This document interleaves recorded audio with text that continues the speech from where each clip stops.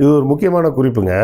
ஒரு தமிழ் மன்னரிடம் ஒரு சீன மன்னர் நேரடியாக ஒரு புரிந்துணர்வு ஒப்பந்தம் போடுறாரு. என்னென்னா, கடலை, அதாவது சீன கடலோட தெற்கு பகுதியெல்லாம் உங்கள் கண்ட்ரோலில் வச்சுக்கிங்க, வடக்கு பகுதியெல்லாம் நான் பார்த்துக்கிறேன் அப்படின்னாரு. ஏன் இந்த மாதிரி ஒரு ஒப்பந்தம் போடுறாங்கன்னா, அந்த காலகட்டத்தில் திபேத்தில் வந்து, இப்போ இருக்க திபேத் இருக்குது பார்த்தீங்களா, திபேத்தில் வந்து ஒரு பெரிய அரச வம்சம் ஒன்று உருவாகுது.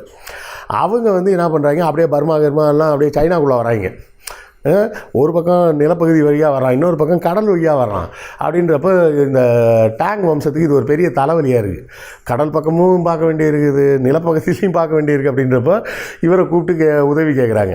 உதவி கேட்டு, நீங்கள் தெற்கு பகுதி கடலில் பகுதியை பூரா நீங்கள் பார்த்துக்குங்க, நாங்கள் உள்ளே தலையிட மாட்டோம், நீங்கள் அதை ஃபுல்லாக பார்த்துக்கிட்டிங்கன்னா நாங்கள் வடக்கு கடலையும் நிலப்பரப்புலையும் நாங்கள் எங்கள் சைடில் பார்த்துக்குறோம் அப்படின்னு ஒரு தமிழ் மன்னரிடம் சீன அரசு வந்து நேரடியாக ஒப்பந்தம் போட்டு இப்படி ஒரு வேலை நடக்குது.